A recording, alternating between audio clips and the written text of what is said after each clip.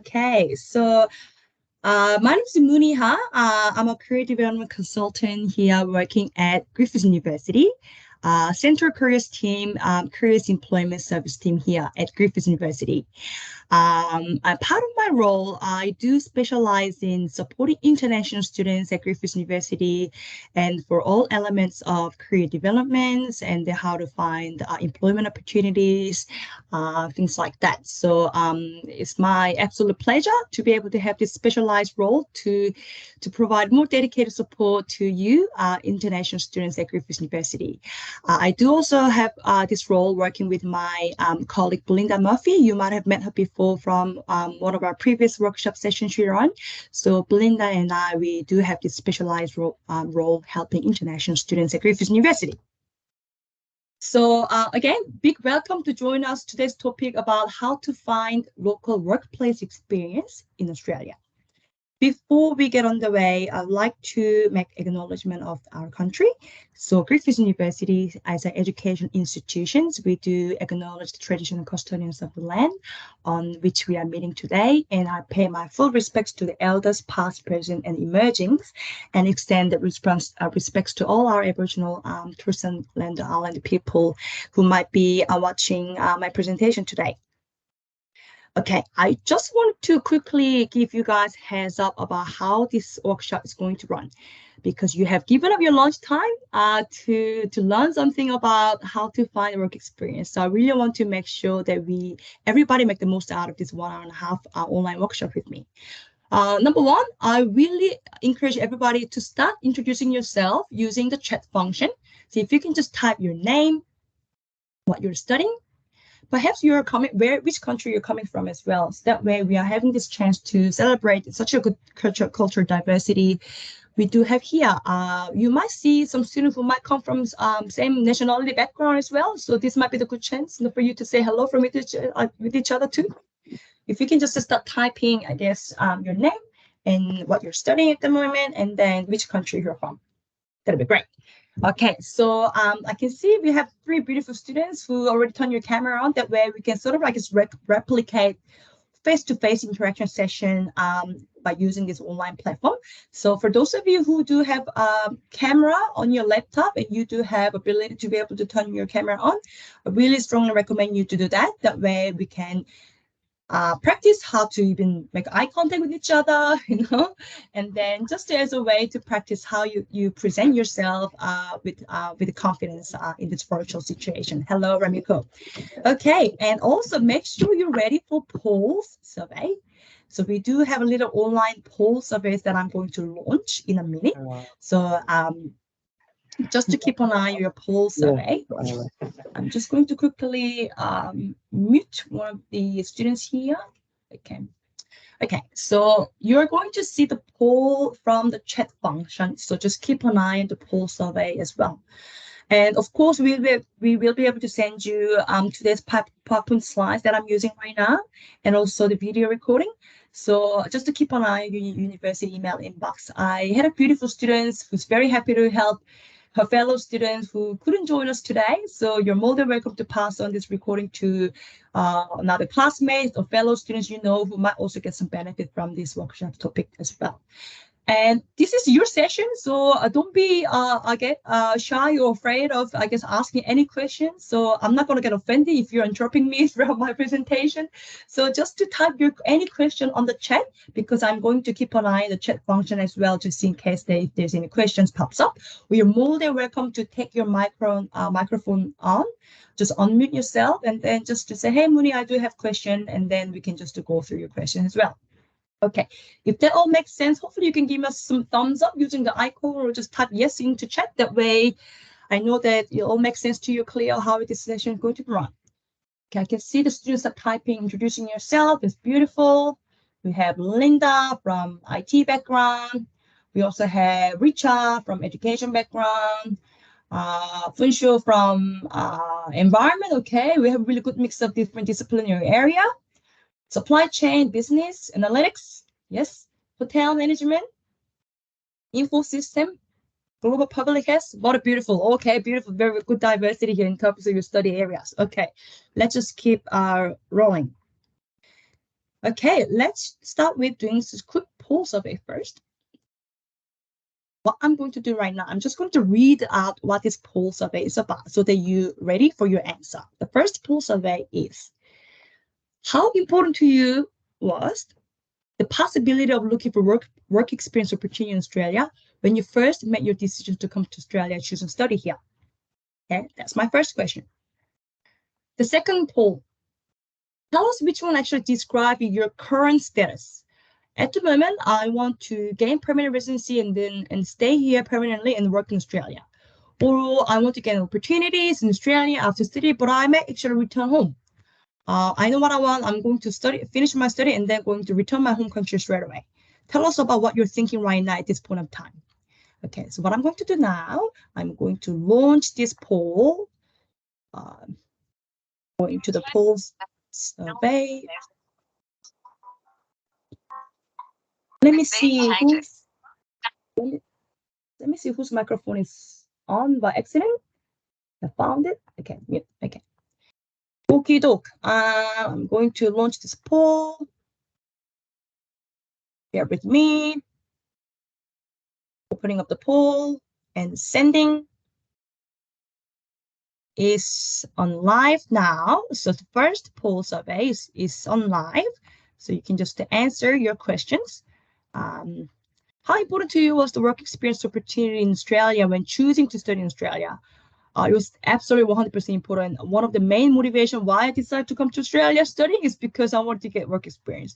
I haven't thought about it yet because, but I guess somehow it's quite important during my decision making. Or not really so important. I know there might be some other factor that might be important to you, right? So, okay.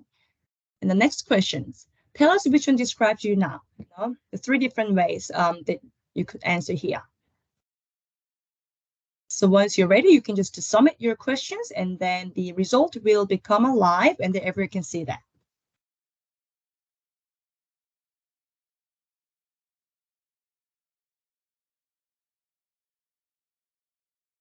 Okay, let's quickly go back and see if I could see the result. Yeah, I can see if your students start typing, good. Please let me know if anyone have any problem actually accessing this poll survey. Again, just remind this on the chat function.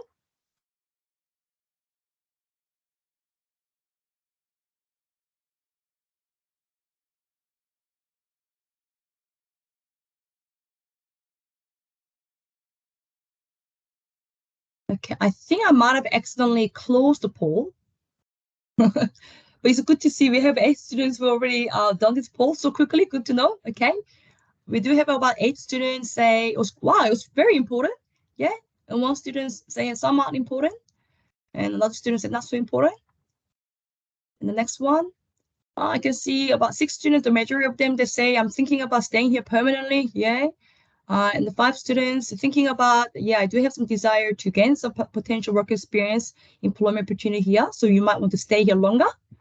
Okay, thanks for those who contribute to this poll survey. So it's good to just get a sense of who we have here. That way, what I'm teaching, what I'm offering today makes sense to you based on your current circumstance and motivation you have right now. Okay, so today's topic is about how to find your workplace experiences in Australia. Tell me if this is you. As a career development consultant, I do get to see thousands of international, but also domestic students. And one of the common questions I often get from students constantly, Mooney, I couldn't land an internship. I've been applying so many opportunities, but constant feedback that I'm getting from employer in Australia, they say I need to have experience. But dilemma here is sort of paradox, isn't it? I need an internship to get an experience. And I need experience to get an internship. So it's sort of dilemma here, isn't it? So confusing. So does egg first or chicken first? Right? But another loophole that I often see here, because even looking for work experience can be so competitive. What students often do, they do tend to reach out to occasionally like private agency who may be able to source internship for you, but they might charge you. So you may have to pay $2,000, $4,000. I don't know how much it's going to be. Not that I'm saying that is the bad decision, but first of all, it's costly. You have to pay for it. But they might be able to help you in terms of fixing your resume and then sourcing the internship opportunity directly to you. But one thing that I'm quite actually worried about that is that you are actually missing the chance to develop a range of different valuable skills. Even simple as how to reach out to professionals, communicating with them, how to email them, networking skills, things like that, right? So, but again, the dilemma here. So to have experience, I need to have experience. So how do I actually go about start getting experience, right? So what I'm going to cover today, I'm going to give you different strategies and approach on how to actually find work experience, even though you have no prior internship, prior experience in Australia. Okay, that's what we're going to cover today.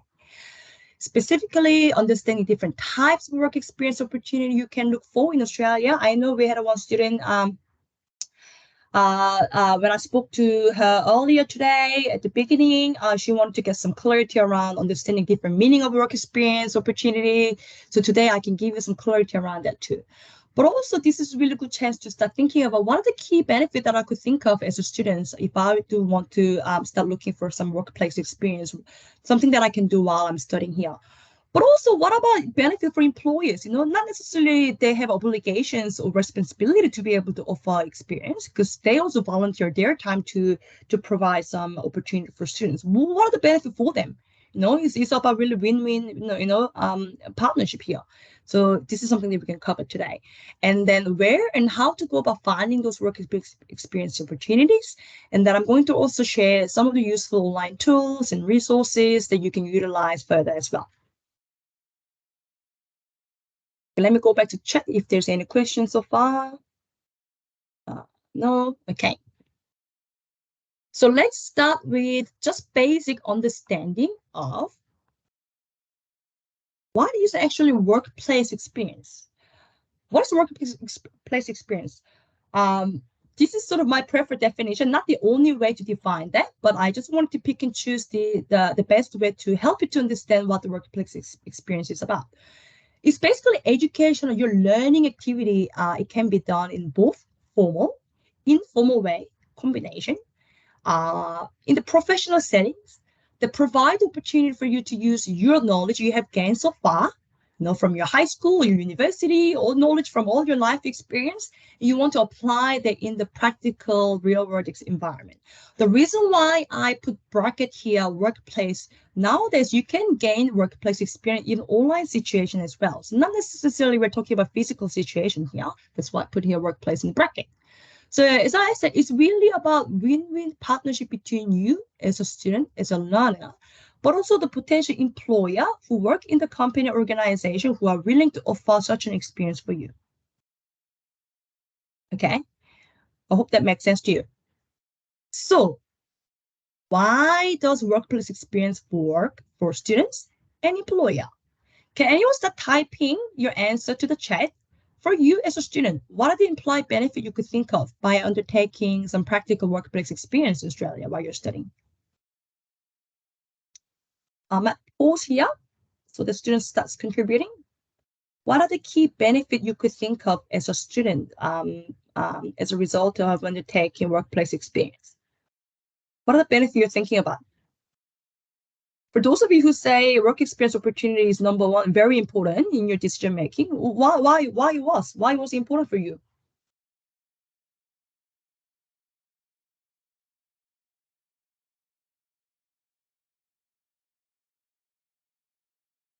It's because you might want to get some hands-on experience from relevant to your degree, or you want to see what it's like working in the Australian working culture.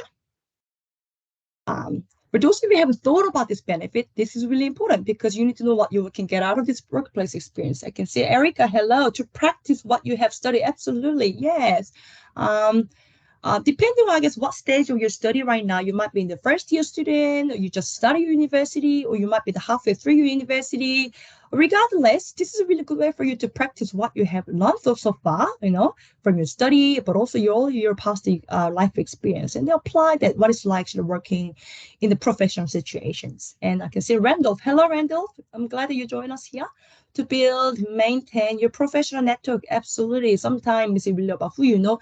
Because especially for international students, you've been so far away from your home country, your family, your friends, your normal network.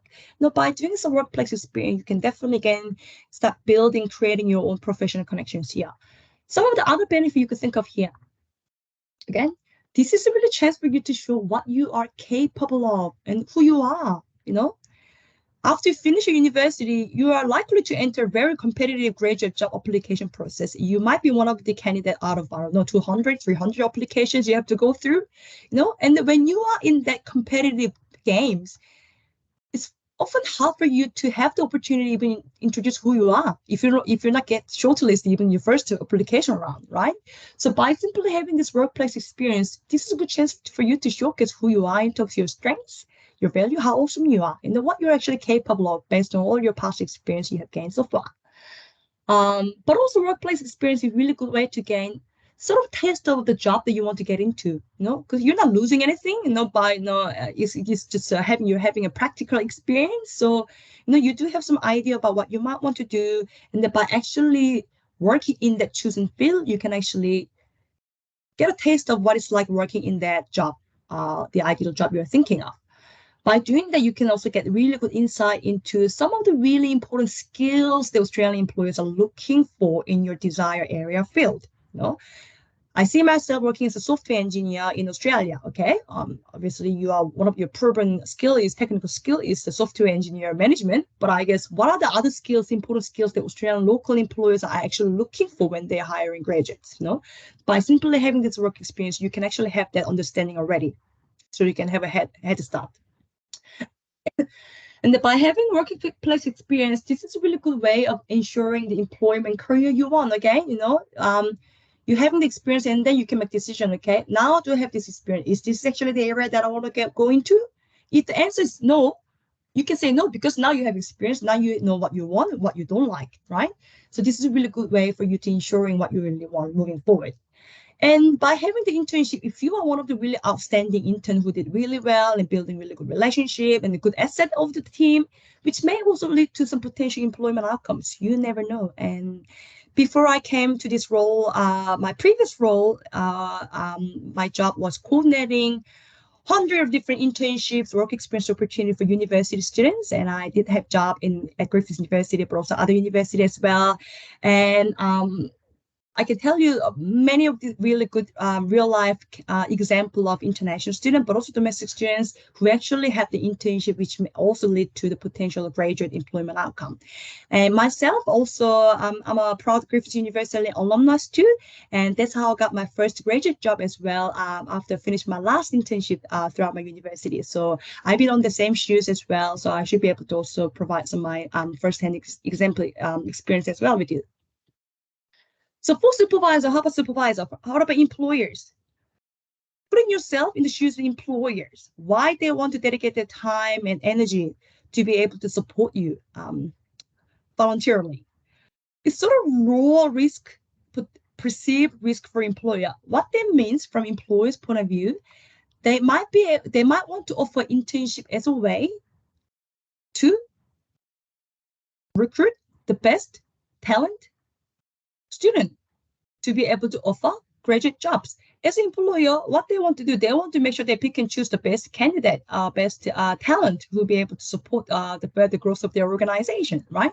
So by already giving them learning opportunity, they already train them, they already sort of nurture them and training the students and sort of understanding about what are the key knowledge skills we are looking for in my organization. So by the time you finish your work experience, they already know what we do. They already know our company's vision, mission, things like that. So kind of a lower risk for them to be able to even give them job offer for graduate opportunity.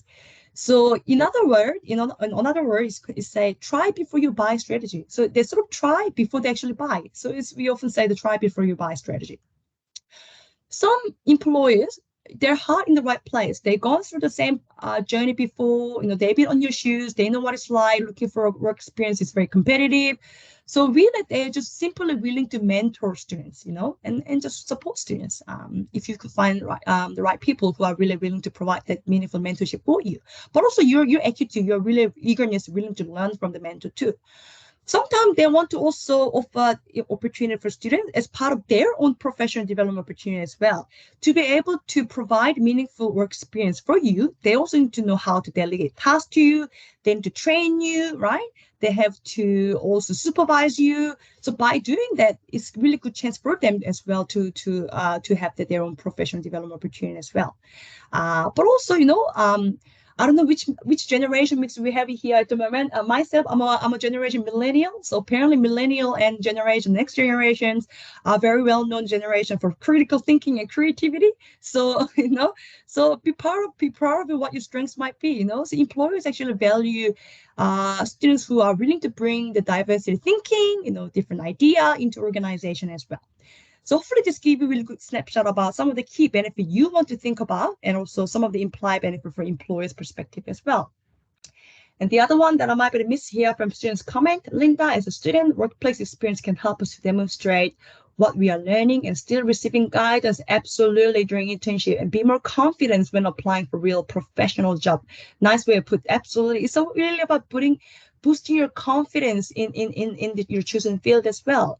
But also Thi Kim Chimai to understand Australian workplace culture, mapping what my past experience in my country to fit the work circumstances here. Absolutely. You might already have your previous experience from your home country, which I find is very common especially if you're doing master degree. You might have done your undergraduate from your home country and you worked there and then you quit your job and came here to pursue your further postgraduate degree, whatever. So this is a really good chance for you to also apply the skill you already gained from your home country experience and apply that to what it's like working in the Australia practical setting here. That's a really good way to put here as well. Awesome. Great.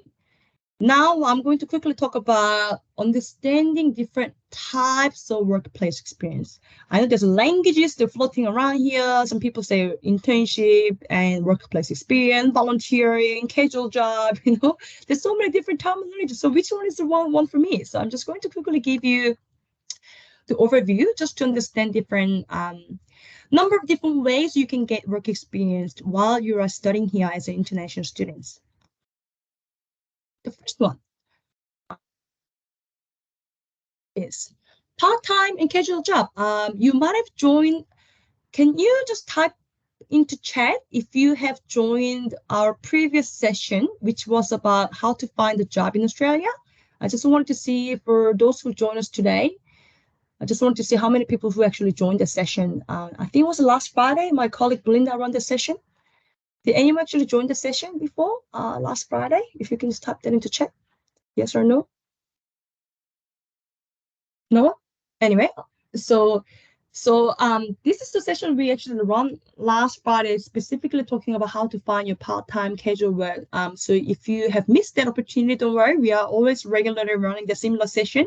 We are aiming to do another one maybe early next year when students start looking for their part-time jobs. So just keep an eye on the future opportunities as well.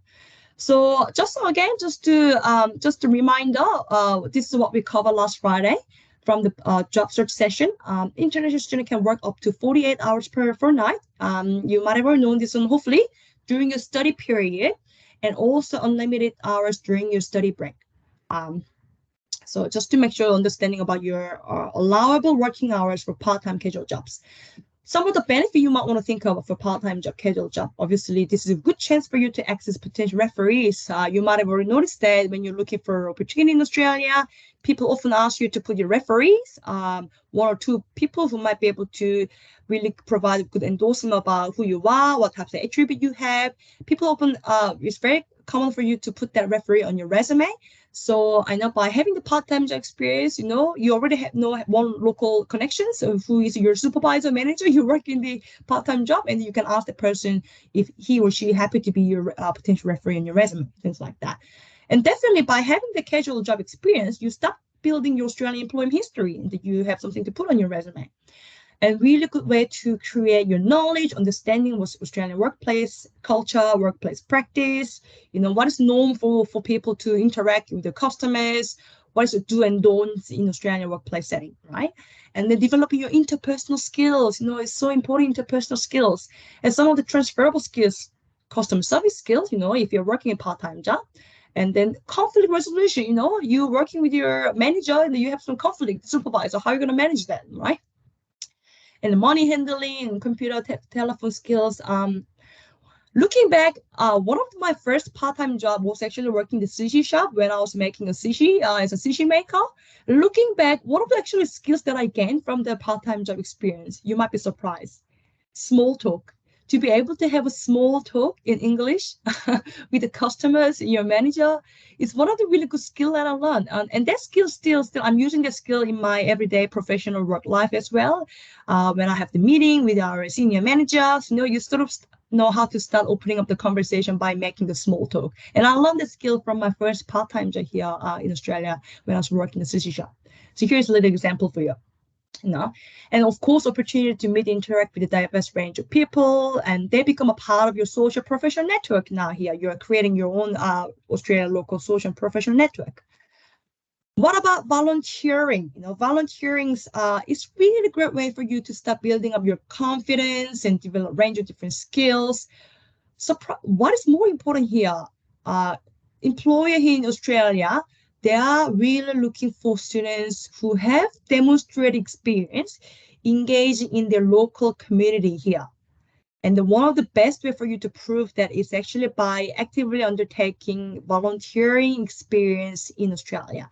That way you're already proven, yourself, you know how to adapt yourself to Australian workplace, Australian local community, you know how to engage with them. And also a good way for you to demonstrate such a good skill, things like how to communicate with them and teamwork, and demonstrating your cultural fit in Australian community, society here. So volunteering means that you often volunteering your time in non-for-profit organizations. That is what we call volunteering opportunity here. So you might want to volunteer your time working in, clubs, some cultural clubs, sports clubs, or some other society, or sporting organization I mentioned, local schools. You can also volunteer here, some other community groups, or it can be your faith-based communities, a church, if you go to church, things like that. And it's because this is a volunteering in non-for-profit organization. Of course, it's common not pay because it's volunteering. And some of the implied benefit here, I found volunteering opportunity, especially for you as an international student, is such a good way for you to create your Australian friends. I did ask this question: how many of you actually have your Australian friend you can call up and ask you for coffee catch up? So I wonder how many of you can actually say the one or two people at least. And volunteering is a really good way for you to also start creating your Australian friends. And building your network and friendship here within your adopted Australian community. And this is a really good way for you to get out of your normal campus life experience. And then just to get an insight on what is the Australian lifestyle. You might already start noticing that, some of the different lifestyles, culture differences as well here.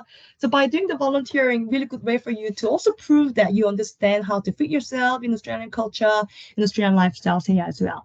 And when you do volunteer, you need to interact with people. This is a really good way for you, of course, practice your English language, interacting with a diverse range of people as well. Okay, so I'm going to also mention about I can see here a little comment from Thick Kim. Haha, right. Small talk is absolutely big skill. Absolutely. Those practical skills, people often underestimate, but it's quite important and practical skills that you're going to utilize in your everyday professional life here. I'm glad that you thanks for your comment here. Okay. So another types of work experience. This might be of best of your interest. The rest of other types that I'm going to mention here. The other one is, of course, you might have heard this language before, work integrated learning. We often call WIL. So if people saying WIL in university environment, this is what I'm talking about, WIL.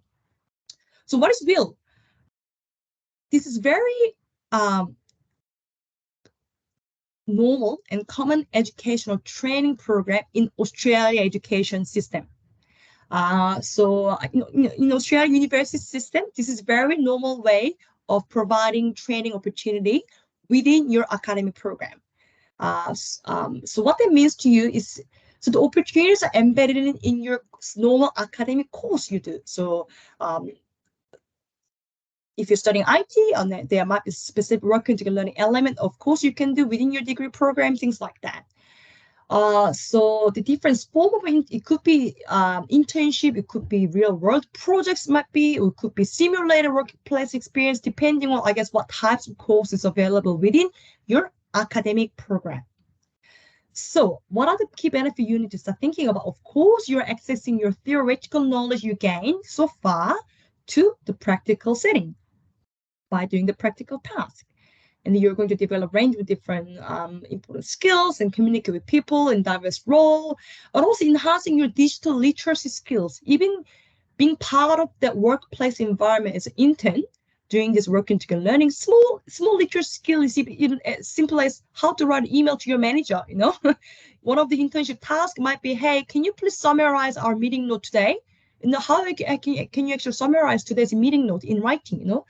This can be even small literacy skills. Okay, what platform I have to use? Do I have to use Outlook? Do I have to use Microsoft? What other software program the company using? Things like that. So to find out specifically about which working to learn opportunities are available in your academic program, I did include hyperlink here. So best to do this investigation as early as possible, especially you're thinking about doing this working together learning as part of your degree program. You don't want to leave this one to the last minute and then rushing yourself, and then because there are some a bit of process you have to go through, but also things like you have to register your expression of interest first, and then also before this trimester start, there might be some process you have to go through, things like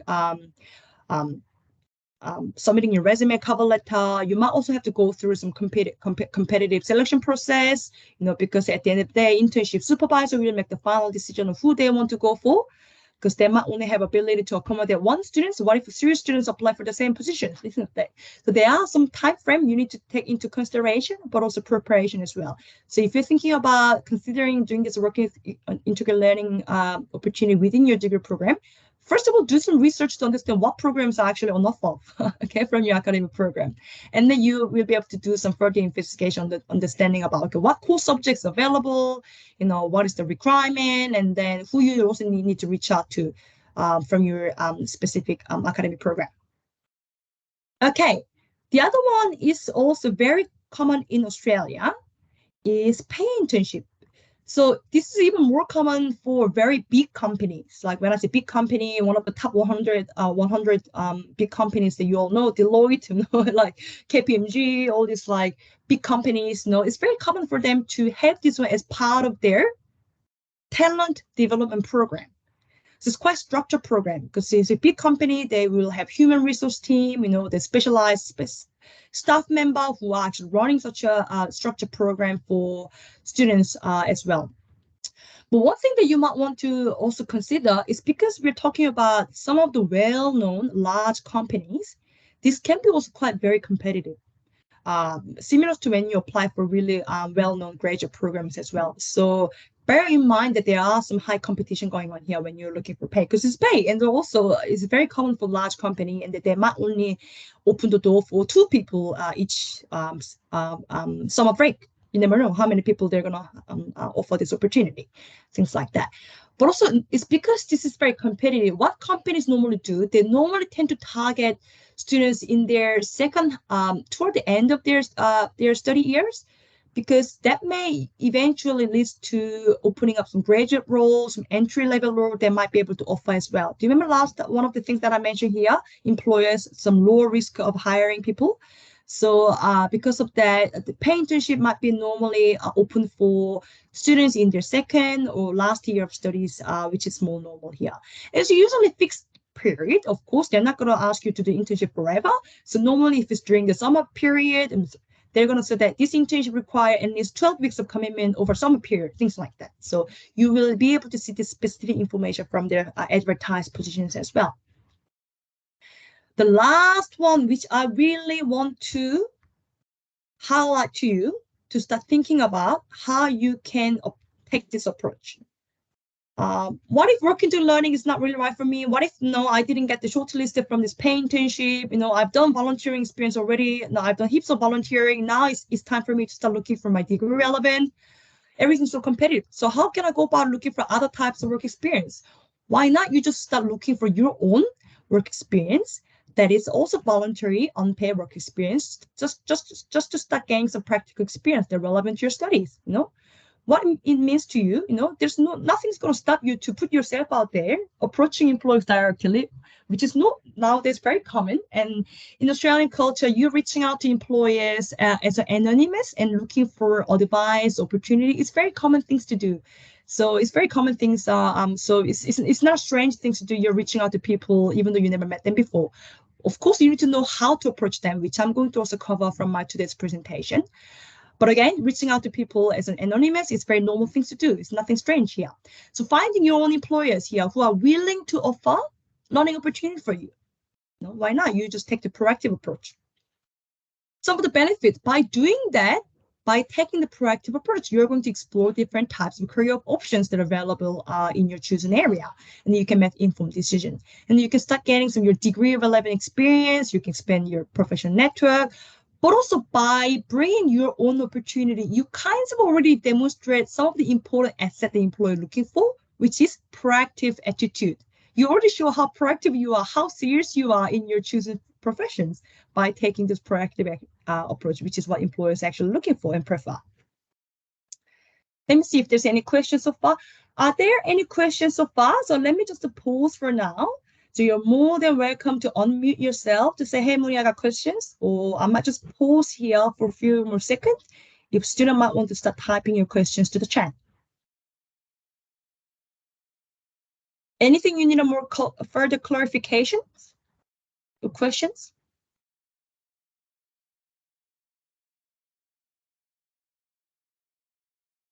No? Okay. Then maybe I explained everything super clearly. Okay, let me move on then. Okay, doc.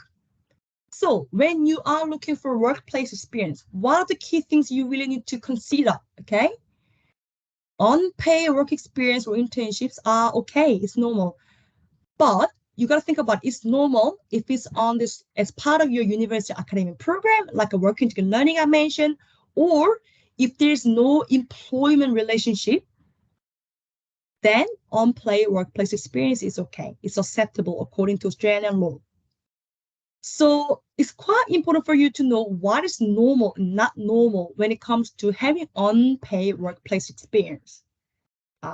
For example, your company asks you to be in my team from Monday to Sunday, 7 days per week, and you have to be there unlimited hours, and you are getting unpaid, and that doesn't seem to be normal. Or you are already working there as an employee, and then is unpaid, then of course that's not normal. So it's really important for you to know about what is acceptable, what is not acceptable when it comes to having unpaid workplace arrangement. Again, the first one I mentioned, learning opportunity, and also it's really about you getting your degree relevant hands-on experience, and there's mentorship involved there, and it could be as part of your academic program as well. So make sure you do your homework to understand what is normal things to do. But also when you are reaching out to a professional to bring your own opportunity, make sure you do your own due diligence, Do they even have online presence? Do they have website?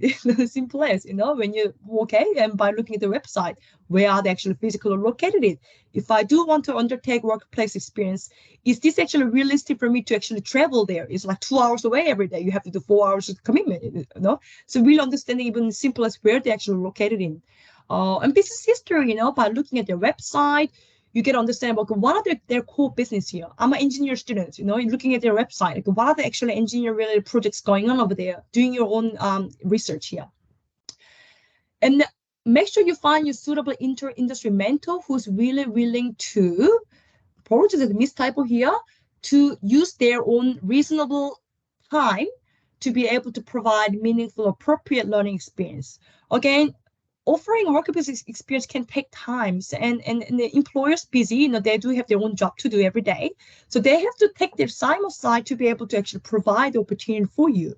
So you got to sort of make a judgment call, okay, how can I go about finding really good industry mentor who's willing to dedicate their time, but realistic time, reasonable time, to be able to offer the really good learning experience for you, because they can't be sitting here next to you, right, 24/7 and supervise you 24/7. They might just give you a task and then you have to work autonomously, and you might want to interrupt a little bit, ask some questions. They can't be there 24/7 for you, right? So babysitting. So no, but I guess what's the employer who's okay? Are there any employers who are willing to maybe make 1 day per week time of their busy time to be able to give me some really good experience? Things like that. Some of the basic workplace induction, are they likely to give me some really good training and need some basic understanding about what is the small courtesy I need to know to be able to use their equipment? You know, if they give you their laptop, okay, what is the small do and don'ts you need to know? You know, what is the confidentiality you need to be aware of? What is the safety things that you need to be aware of when they access their room, their building, things like that. Okay, so how do I go about familiarize myself and comply with the current Fair Work guideline on pay and unpaid work experience?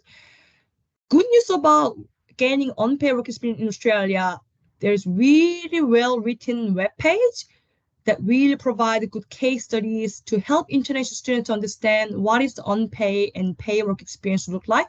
To make sure you utilize this Fair Work government agencies online resources so you can do your own homework and build your knowledge as well. And for those of you who start looking for proactive work experience, you bring your own opportunity. We do also have Griffith University specific guidance here, and what is the normal things for you to create meaningful work experience. So I also add some relevant online resources here, so you can reuse this one. Oopsie. So where and how to find workplace experience. Some of the very well-known formal website that you might want to utilize, such as Great Australia and Great Connections. These are very common in Australia if you're looking for some advertised internship opportunity with organizations. You might also want to tap into some of the specialized job search website if you know certain organizations. If you are engineer, you might want to go to Engineering Australia website to see if there's any, I guess, specific opportunity that might be open up for students, things that you can take while you're studying, things like that. And virtual work experience program, you know, what is like working as a nurse? I don't know, what is like working as a marketing manager, you know? Using this 4H virtual platform, you can actually simulate your work experience virtually by selecting certain companies or organizations available from this website as well. So this is a really good way for you to simulate your work experience virtual situations too. And why not tap into Study Gold Coast? You might have heard about Study Gold Coast before, which is one of the peak education body here in Gold Coast. Their job is to support international students and who are studying on the Gold Coast to best enhance your study experience here while you're studying on the Gold Coast. So they do also have a specific web page where they advertise some of the work experience opportunities available for you as well. And the Griffith Community Internship is a really good way for you to also engage in non-for-profit organization, having a community sense as well. Again, finding out your local school, your academic program specific working together learning opportunity, I also include the hyperlink here.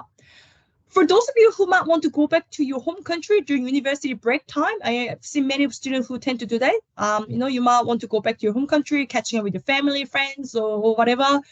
You know, have a think about how you can also make the most out of your university break time while you are visiting your home country. You know, you might want to also tap into some your home country local internship opportunity while you are on break. You know, going global, this is university, we do have subscriptions. If you are a Griffith University student using your S number, you will be able to log into Going Global subscription for free. This is a really good global website where to help you to search some jobs and understanding each local home country's job market, and also dedicated career resources, things like that. So make sure you utilize Going Global subscription as well if you're looking for global work experience opportunity. And as a Griffith University student, you have a free subscription to utilize this website too. Some of the bilateral business council chamber of commerce as well. I don't know if you are a student from China or Australia China chamber, you know, they might have office in Beijing, Shanghai, you know, they do have their own dedicated website, their WeChat, and follow their WeChat, and they see if there's any work experience internship you might be able to undertake during the university break as well. Okay, so also I really encourage you to join and then log into our Career Hub regular basis. We often also have some paid internships opportunity that organization directly advertise using this platform. So you'll be able to see there, of course, some part-time and casual jobs as well. If you do have Griffith University app, you can actually access this Career Hub, just a Career Hub using our Griffith University app. Otherwise, here's direct QR code as well. Okay, so far I've been talking about how to find a workplace experience, different types of experience you can consider, and understanding about where to look for further resources, things like that. I really want to pause for a second here to really help you to start understanding different approach you want to take and pros and cons. Okay, approach number one, traditional. What this means to you, you've been seeing some opportunity that was advertised from Seek.com or Great Connections, and the position was available and visible online. So the chance you can see the position, the other people globally will be able to see the position at the same time because it's advertised. So which is called traditional approach. So it can be very competitive, and the types of opportunity that are advertised online, in this is actually only 70% of the opportunity you're seeing here in Australia. Okay. And also when you are applying for those advertised internship or workplace experience, some of the barriers that sometimes out of your control. They might say this is an advertised opportunity.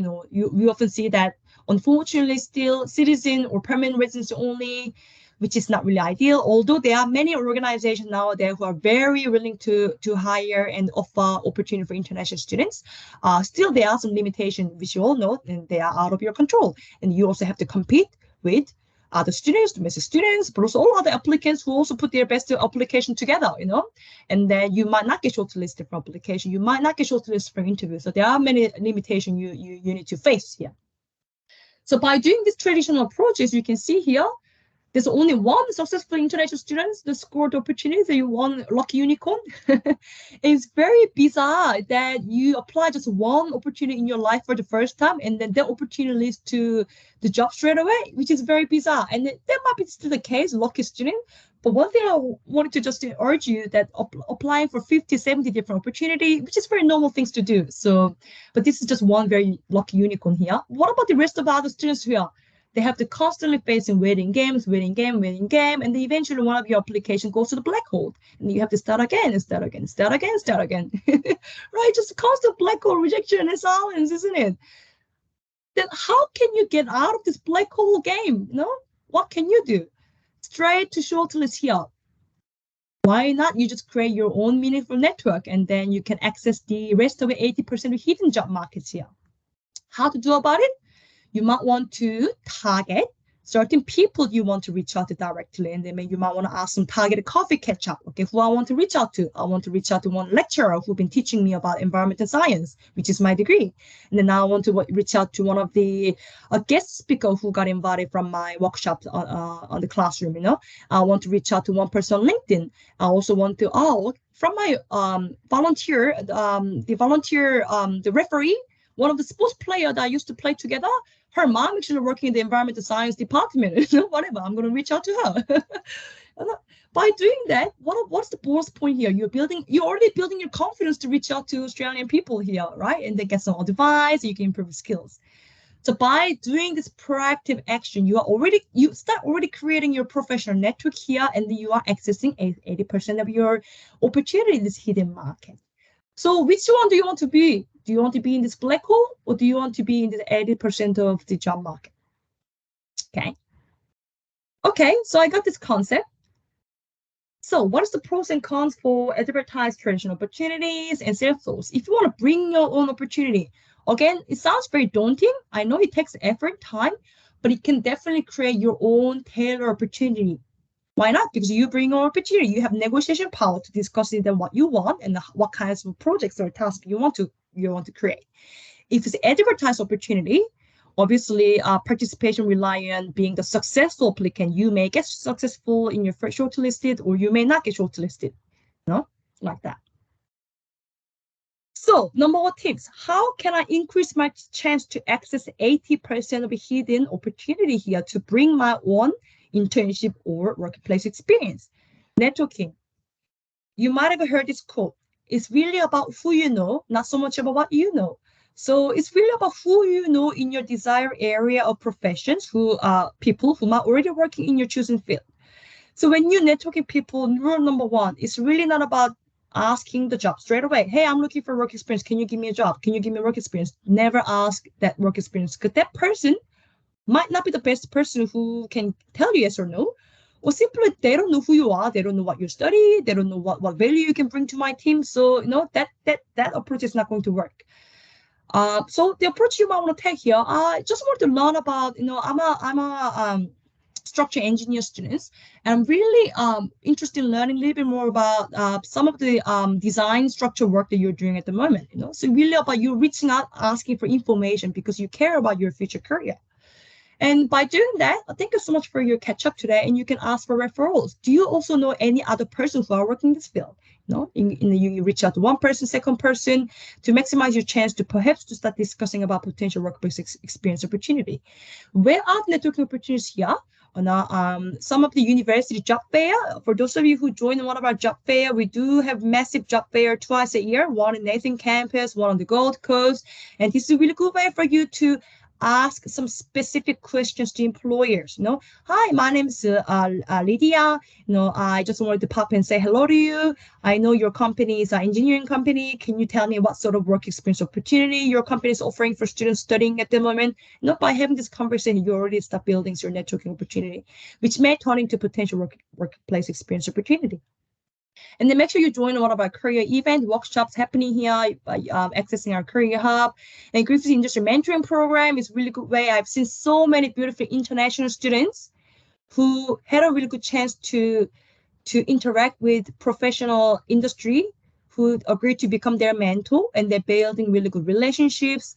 And they often also generous to offer some internship opportunity to their mentee students, which may also turn into employment outcome as well. We have seen many successful stories like that from mentoring program as well. Of course, that doesn't guarantee if the professional can give you internship opportunity or not, but you never know. You can ask if there's something that they can do for you. But also you might just want to directly join one of the industry specific networking events. They might have some small student membership. You might just have to pay $10 per year, and then you just go one of the networking event that is available from your industry specific. So to best create your own experience, how to go about it? First of all, you need to identify who you want to reach out to, right? So you might just want to start making some small list, okay? Maybe this month I'm going to reach out to 10 people. By the end of this trimester, I'm going to reach out to 20 people. But also try not to make too long list, because if you do that, okay, I'm going to reach out to 100 people. Do you think that's realistic? You might feel a little bit overwhelmed as well. So start with maybe 10 or 2 and 20 realistic people. That way you'll still remember their name as well. Realistic number first. And then also you ensure you understand some general strategy on how you're going to actually reach out to them. Are you going to reach out to them email? Are you going to reach out to them by phone call? I do also prepare some suggested templates example throughout these slides. So just to keep an eye on, I'll give you some suggestion on how you might want to reach out to them too. Ensure you can comfortably manage the workload of work experience opportunity. You don't want to say yes, I can work from Monday to Friday anytime. No, you might be a full-time student. You might have to go to lecture. Yes, so I think 1 day per week, every Monday. At the moment, I have no lecture, so that might be something that I can manage. Would that be workable for you? Something like that, And then also you might want to discuss about, okay, the timing of when you might want to do the work experience. Yes, I love to do work experience during my summer break. So my summer break starting from November, at the end of November. Would that be workable for you to accept me as an intern? You got to also discuss about the timing of internship. And then make sure you get your resume cover letter ready. Employer might want to ask you, okay, I'm happy to give you some work experience opportunity, but I just need to know about what you studied so far. Can you just send me your resume? So make sure, be ready with your competitive resume cover letter to best introduce yourself. So what network are you in? You might want to start with your family connection, friends connection, even neighbor next to you, never have a message say hello to you before, I don't know. And then if you're working in the cafe restaurant, you can ask your coworker. university staff member, as well, and the alumni. We have beautiful many former international students who study at Griffith University who might also stay here in Australia and eventually got a permanent residency working here. You might want to reach out to former international students and international alumni as well. And some of the social contacts here and the employee event that I mentioned too. So how do I identify Griffith University alumni here? Can anyone type into chat if you do have LinkedIn account? I'm not asking about how awesome your profile is. I just want to see how many people actually have a LinkedIn account. Yes or no?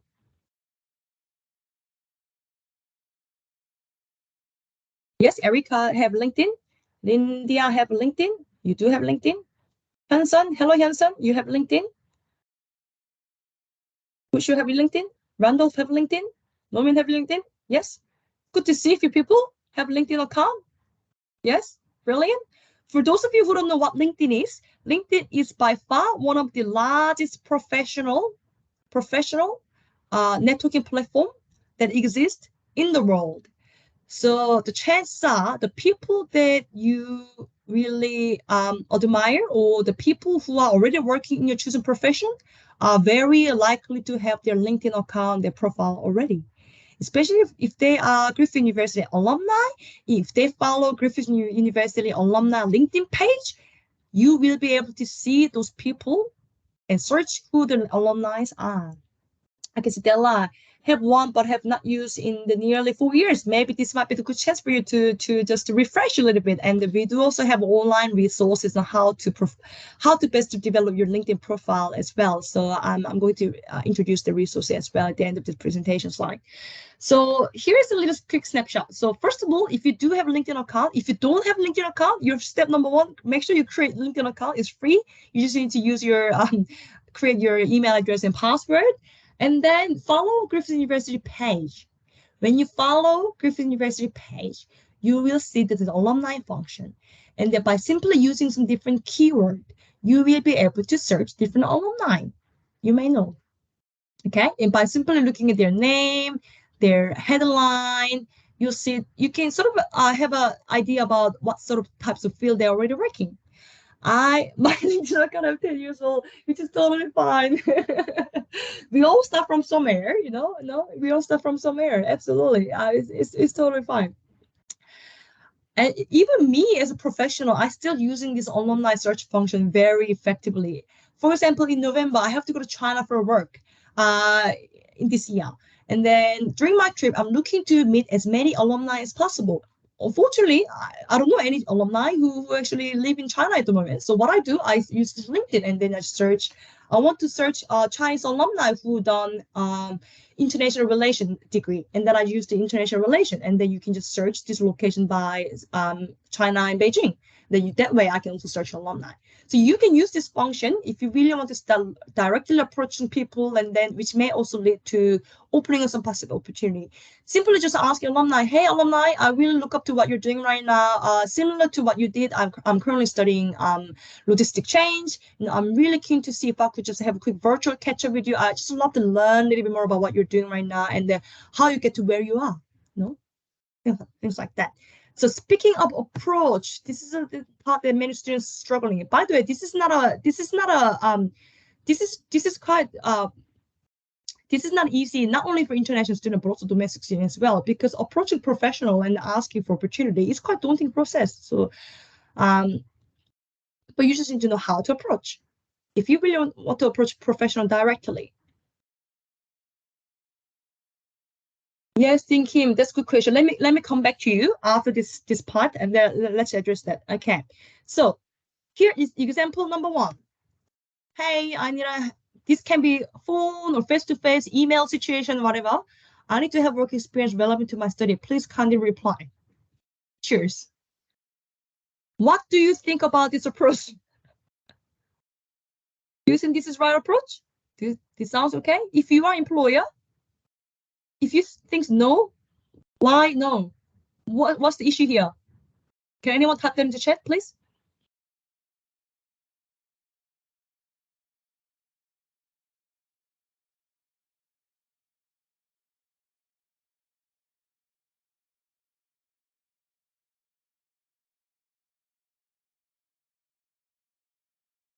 Come on, everybody. There's so many issues here. Yes, no. First of all, you don't even address their name. Who you're actually addressing this email to? No respects. Oh, absolutely, Remiko. I'm glad you point that really important point. There's no respects here. If you don't show your respect to me, why I show my respect to you and give you opportunity?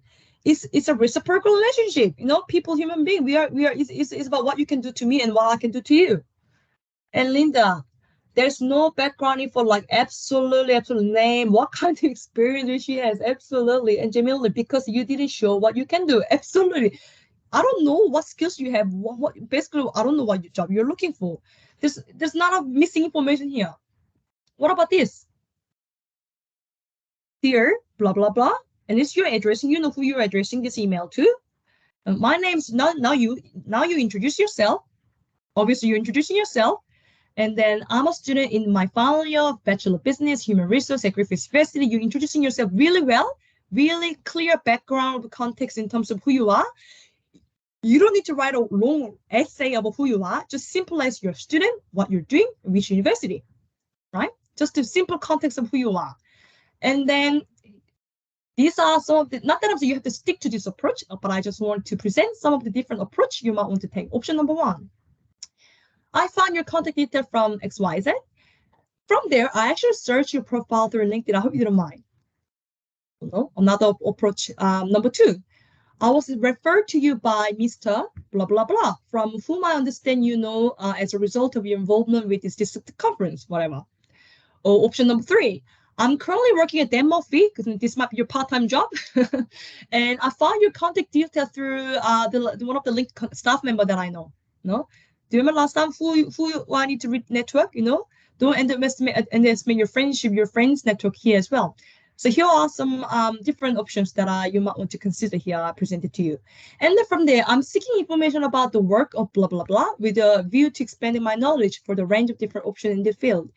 I was just wondering, would it be possible for me to meet with you just for a short time to seek some answer to some of the questions that I have about your field of the area that you are working right now here. So you are kind of showing your genuine curiosity to know about what the person is doing in their choosing professional practice. And once you have opportunity, here's call to action to read my email. I love the opportunity to have further conversation with you because you don't want to keep sending email back and forth. You actually want to see if you can organize proper time to actually have discussion with them, whether or not it's virtually or actually coffee catch up, things like that. And the kinds of right results, and then make sure you put your contact number. You need to know how the other person can reach out to you, right? And then make sure you put your local contact number here. So what about this approach? What's the good thing about this approach? If you're an employer, what do you like about this student? What are the things you like about this student if you are an employer? Can anyone type in the chat? Very clear intention, absolutely information. Okay, absolutely. And the intention is not like I'm desperately looking for work experience. Can you give it to me? The intention is really about talking about your learning intention, you know, what you're really looking to do, your journey, where you are at your stage of study and your career development at the moment. Determination, proactiveness, absolutely. Oh, I'm glad that you mentioned the Kim, because yeah, proactively absolutely works the chance. Absolutely. So by simply sending this communication, you already prove all the important assets and skills the employer is looking for. You already demonstrate your ability to communicate professionally. You already demonstrate your proactiveness, your eagerness to learn. No, so you already ticked all the boxes the employer is looking for. So I feel much more confident to be able to actually discuss the possible options with you because you already demonstrated those skills that I'm looking for. Yeah, right? Because you go beyond the context of just saying, hello, I'm looking for work experience. You really show you've done some homework. You do really understand about what the area field they are currently working. You have gone your extra step to really understand what the company is doing, what the projects they're going on. If you're just sending one generic email to 100 companies, it's kind of sort of, this student really doesn't bother putting actually any effort to actually understand about what I'm doing, who we are. Why do I actually bother getting back to you, right? What about approaching another way? Some student might ask, okay, do I need to email them first? Do I need to phone call them first? It's really up to you. There's no wrong and right of doing about it. If you feel comfortable to just make a cold call, you can do that. For me personally, when I was a student, I prefer sending them email first. That way you have reason to follow up on phone call. That was one of my approach. So you send them email first, and then you might just want to wait for a couple of days to see if the person does get back to you. If that doesn't get back to you, it's quite normal for you to chase up. But you might want, at that time, you might just want to make a phone call and saying, hi, my name's blah, blah, blah. And I just recently sent my email to Mr. blah, blah, blah regarding this. And then you might want to introduce yourself again on the phone because the person might be the lady who works in the reception, you know. So I'm a structural engineer in my final year, and I'm actually really hugely passionate about becoming a structural engineer, specialized in this area. That's actually what I did, what I put together in my initial email to Mr. Blah blah blah. And I love to just the opportunity to get some work experience if there's possible, and then I love to just help your team in any way I can, you know. So you kind of tell them about what you can do to them. You want to help them as well in any way. And another one, can I please ask who will be the best person for me to speak to right now? Because the person you are speaking to right now, it might be the admin officer, customer service experience officer, working in the reception. You never know, right? So this is the context. This is who I am. Can I please ask who will be the best person to speak to? Now, this is a really call to action you might want to utilize here. But one of the really important etiquette that I really want to highlight here, don't be afraid of just chasing up, following up. But what you really need to know, you need to know about fine line between harassing people every day and calling them, emailing them, why this person doesn't get back to me, but also following up professionally, you know. So you might just want to wait maybe a couple of days after you send an email, because simply professional, we are very busy, and then we get tons of different emails, and then simply they might not just have time to actually get back to you. So it's quite normal for you to wait for a couple of days, and then maybe you just say, okay, every Wednesday I'm going to make a follow-up phone call. Let me give you a really interesting real life story of the former female engineer. So he sent an email to one of the senior engineer working in the Brisbane City Council because he really wanted to get a workplace experience as a final year engineer student.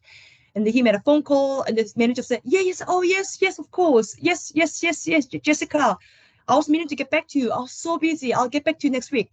And then the person forgot to get back to you. Simply, general manager so busy. And then the following week, he called him again. Hey, I just want to see, I know you're so busy. Is there any chance you could, oh yeah, of course, I have to speak to our CEO, and then I get back to you. And the week after, he called again every Wednesday. I'm so sorry. I just really didn't have a chance to speak to my CEO. Tomorrow, we're going to have a meeting with CEO and then come back to you about what internship we could offer. And then he called the next Wednesday, and then, you know what? Come to my office tomorrow, 9 o'clock. How about we have a coffee catch up? So again, here's just a little story about showing your determination, persistence may work, but you just have to follow up professionally.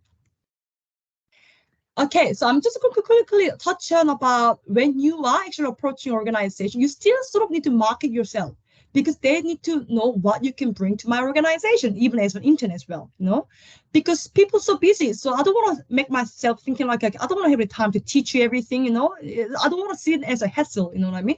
So what you should do, you just need to really articulate about your field of interest and what you can do for them. So knowing your why, what you can actually contribute to the organization is two-way process. One of the study that I had as a hotel management student, I learned about how to do the booking system. And I love to, now I do have really good theoretical knowledge. So I love to see how I can apply that. And then during my university, I have done lots of volunteering experience. And now I have confidence on how to communicate with people. And I really want to show that access to your team as well. You know, I'm a team worker. I'm really punctual. I have really good work ethic, you know. Now I know how to do research, you know. One of my university project was doing the research, you know. I know how to write a report. So also showcase what you can do, and then what are the little help you can provide for the organization there as a student. Do your research about industry, understanding some of the essential skills and knowledge required for the specific career field you wish to get into. But also when you are looking for opportunity, make sure you consider alignment with what you're actually currently studying. You know, if you are studying engineer, you might want to prefer to have engineering-related work experience rather than accounting because you're engineering students, right? And the alignment with your existing skills and some of the other factors can support your professional development opportunity. Okay, so how can you articulate the new interest? You know, here are some example from the real students here. You might want to utilize this one in your resume. your cover letter or maybe writing an email. No worries. Thank you. Thanks for your lovely comment here. Okay. So to learn Australian local, you might want to utilize these kinds of, I guess, example, maybe you say as a career objective in your resume. So when you're showing your resume, the first section is clearly outline what you want to get out of the internship. I want to do the internship because I really want to learn about Australian local human resource operation system. So far, okay, here's your skill, what you already have. I developed my interpersonal skills, demonstrated my ability to learn so quickly because, I was, as a university student, I also volunteered one of the student leadership program. One of the student leadership program, my role was organizing orientation event. By having this experience, I developed my ability to learn things so quickly. So if you can actually give me an opportunity, I know how to learn things so quickly, things like that. To develop my professional skills in global nursing practice, if you're looking for another nurse workplace experience, And then from my research, I actually done one of my placement already last year. And then from that experience, you got to articulate what you actually learn. And then from there, I love to get further skills in XYZ. Also, you might also want to straightforward. You might want to also mention, I will actually looking for work experience opportunities. So put that in your resume to obtain work experience opportunity in what field? Marketing event field. Why? Because that's going to enable me to use my skills, experience in promotion and management of destination. That's what I'm looking for. And I really want to have this experience because I really want to do that in team-driven environment. And I know your company is very much team-driven environment because you know what? I've done my research already, right? And then really how they can also align with your long-term career goal. And I'm really seeking to establish my long-term career in destination marketing. And by having this work experience opportunity, it's going to really closely align with my long-term career ambition, right? So by articulating your interest objective, you are already showing your passion, eagerness. That's what the employer is actually looking for. They're not looking for somebody who have 10 years of senior experience because they're looking for somebody they're willing to teach them, they're willing to train them. So really, how much you're actually showing your passion and then your eagerness to learn things quickly here. And be specific target is important. Like this, you can see this example, but also showing your attribute, you're open-minded, you're willing to have diverse experience. This task sounds very boring. I don't want to do that. That's not a really good attitude you want to show. No, I'm really willing to take any task that you can give to me, but this is my learning objective. This is really what I want to do. But I'm really eager to, at this stage, I'm really eager to put my hands up and to help you any way possible I can, right? Showing your open-minded and willingness to contribute to the team. So show what you are capable of with evidence. So Mooney, I understand I have to still show them what I can do to them. But no, I only have limited experience because I'm still a student. So what are the evidence that I can provide to them? What they're looking for is your subject knowledge. The best thing about you are students. What's the best thing about being a student? You are learning, developing your subject knowledge. So simply just highlighting all the core subjects you studied so far. In your current degree program, what are your subject specific knowledge you have gained so far? What are the university key assignment you have done so far? These are the great things you can put in your resume. That way, if I'm an employer looking to give you some internship, work experience, I know what you learned so far. So I can also have an idea about, okay, what are the real life professional experience that I can give to him, so that students can actually apply what they learn to the real life example here, practice. Okay, make sure you highlight about your core subjects you study. That's what showing you what you're capable of, basically based on your study experience so far. And then if you've done any other extracurricular activity, make sure you mention them. Throughout my university student leadership program, I volunteer my time. I already demonstrated my leadership experience. I already demonstrated my ability to take initiative, time management skills, how to make balance with the university assignment, and then volunteering my time for this leadership program. These are the skills can be transferable even when you're doing your internship and workplace experience. Also, if you are thinking about putting cover letter, why not? It's optional. If you are approaching employer directly, you might want to attach your resume and then maybe cover letter as well.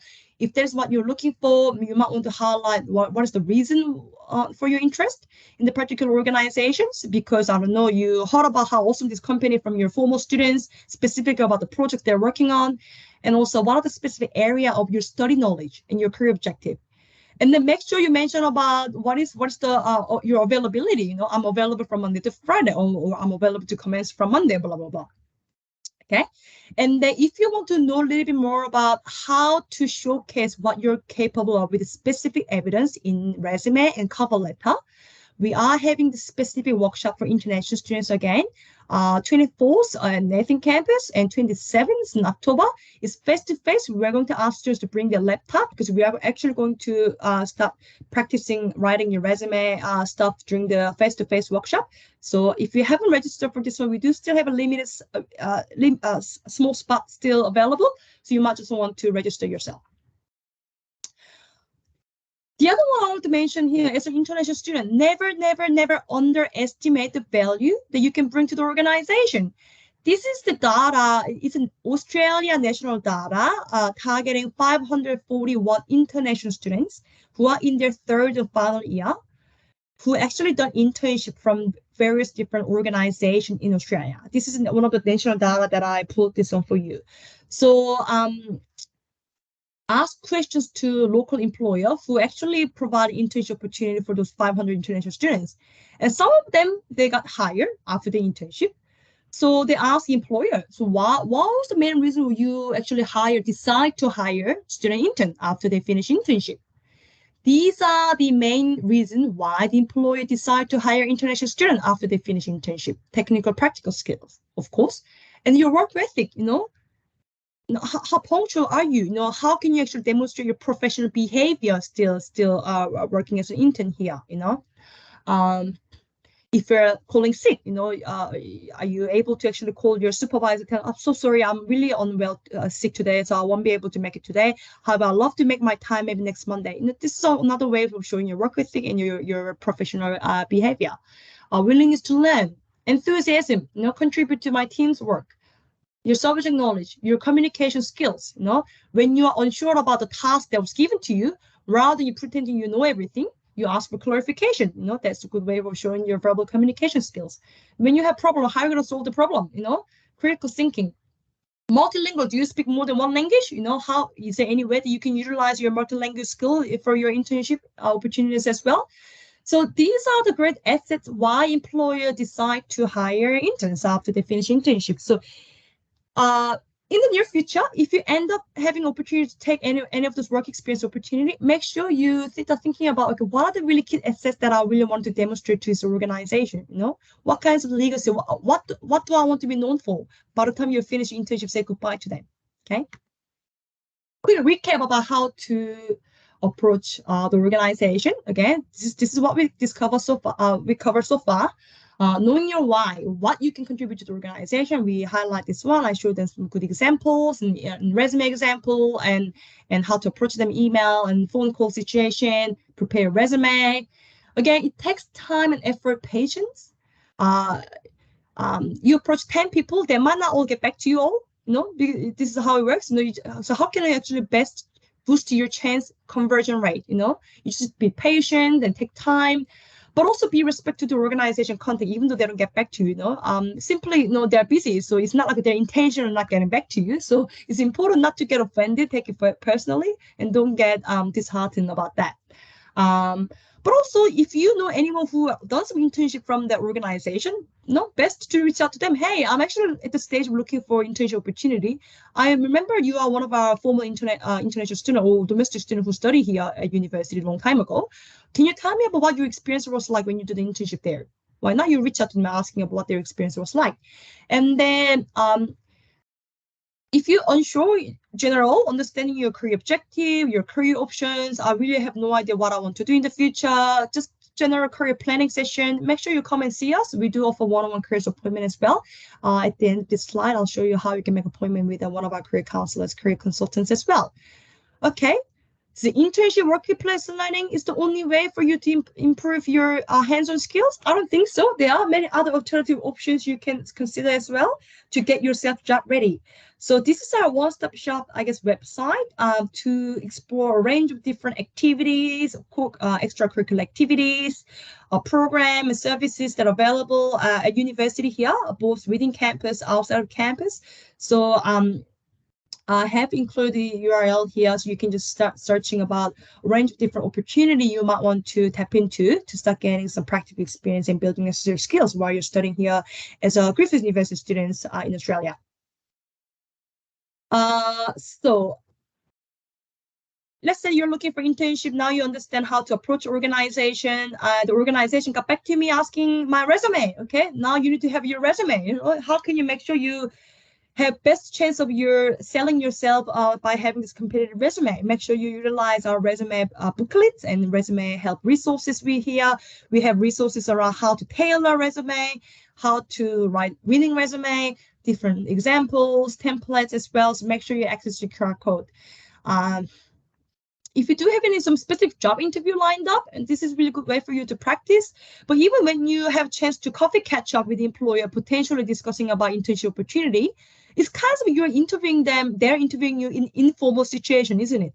So this is our AI tool where you can actually practice your interview skills. So you might want to utilize this online virtual platforms too.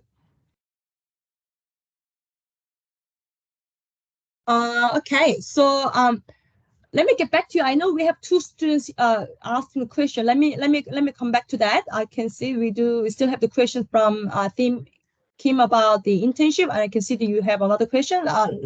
Let's park that for now. Let me come back to you after a few more slides here. And Griffith's Industry Mentoring Program, this is the one that I talked to you. As you can see here, a little photo. They are beautiful international students from last year. And this gentleman is one of our mentoring program participant as a mentor. He's been participating in our program for many, many, many years. He's one of the human resource manager working in logistical company, supply chain logistic company. These students had a good chance to speak to him from one of our breakfast morning event on campus, asking a simple question like, how do students normally reach out to organization looking for workplace experience? Would you be able to give me some advice and tips on how I can best approach? So best way for you to find how to look for opportunity is actually asking people who can give you some feedback about what types of students and interns they're looking for. So here's a really good example of how you can actually leverage your mentoring experience and then get some really good insight and tips and advice from the professional people who are already working in your chosen field. And this is our careers employment SharePoint resources. For those of you who have no LinkedIn account, we do have specific topic about LinkedIn, how to best utilize LinkedIn for your job search and then networking opportunity. If you simply don't know what are the effective way of looking for opportunity, we have job search strategy, how to evidence your skills, and how to write resume, interview, things like that. And if you're unsure how to network with people, make sure you realize these self-paced learning, resources which are free for you as a Griffith University students. And this is our career hub, as I mentioned. And this is the way that you can also make appointment. You can look for different jobs here, paid jobs, part-time jobs, graduate relevant position. You often might be able to see some paid internship as well. You can actually search organizations. We've been talking about directly approaching organization. We do have this organization search directory. You can just using some keyword and then searching different organizations nationally, internationally. There are a range of different job relevant event workshop you don't want to miss out. And you can also make appointment with one of our career counselors, career consultants here. So I know I go through super quickly here the rest of the other presentation. Let me just a little baby forget the job.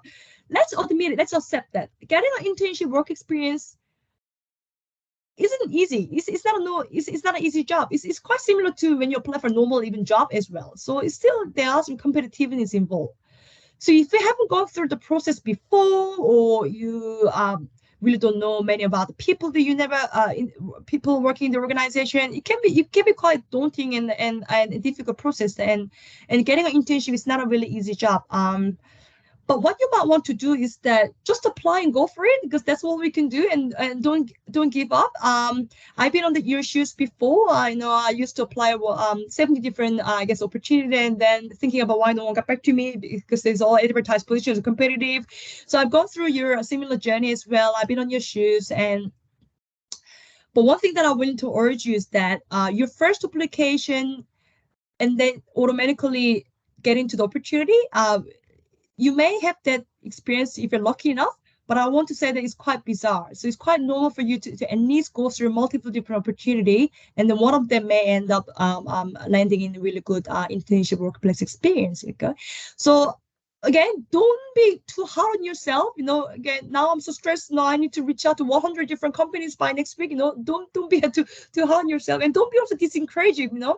If you're not getting any call back, what's wrong with me? Do they not call me because I'm an international student? It's nothing to do with that. So don't be disencouraged about that, and then going to that rabbit hole thinking about I'm not good enough. Okay, so just to apply and then go for it and don't give up. And this is how you can make appointment with us. We can talk about a range of different your career topics, understand your career aspirations, a range of different topics available to help you as part of your career development journey here. So you can make appointment with one of our career counselor.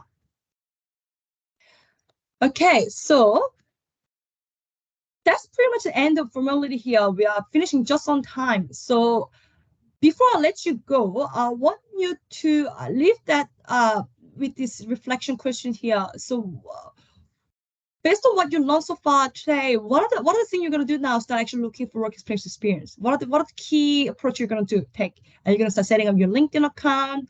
So if you could just pop that into chat here, what are the 1 or 2 key actions you're going to take right now by the time you leave this online room and then go back to your normal life? Okay, what are the key things you're going to do here? Go for a run resume check, Radhika. That's awesome. Great. Yes. While you're having this reflection, if you do your mobile phone, what I'd love you to do is that I'd love you use your mobile phone right now, if you can. Just get your mobile phone ready. And then just to scan this QR code that you will access, just a little simple online feedback form. I'd love to hear from you about what else we can introduce more, or are there any specific topics that you want us to introduce? Or are there any specific aspects that you want us to cover, even from today's topic as well? So, because what that's going to do today, based on your feedback, that's going to help us to further develop what other new workshops and opportunity we want to offer for you, but also other international students from next year. Okay, I'll leave that here for now, QR code. That's pretty much it. So if you can just spend 1 or 2 minutes just to do this feedback form, and then just to share your feedback with us and suggestion, that'll be very good for now. And I might just to go back to your question, Kim, if you just want to hang around here a little bit with me. But also, are there any students who want to ask any questions? I'm going to stay here for maybe another 5 or 6 minutes.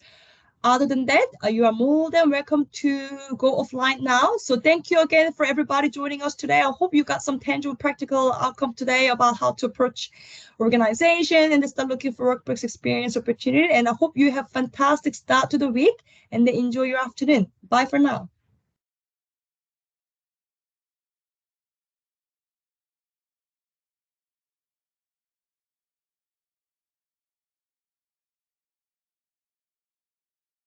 Right, be well prepared. Okay, so are you there, Kim? Yes, I am. Great. Okay, so let me just quickly go back to your first question. So your first question was you have concern about second approach by asking the LinkedIn networking, yeah. So asking things like asking the lecturer, university staff member directly about the work opportunities. So if you go and ask them directly like that, so actually, let me just stop recording.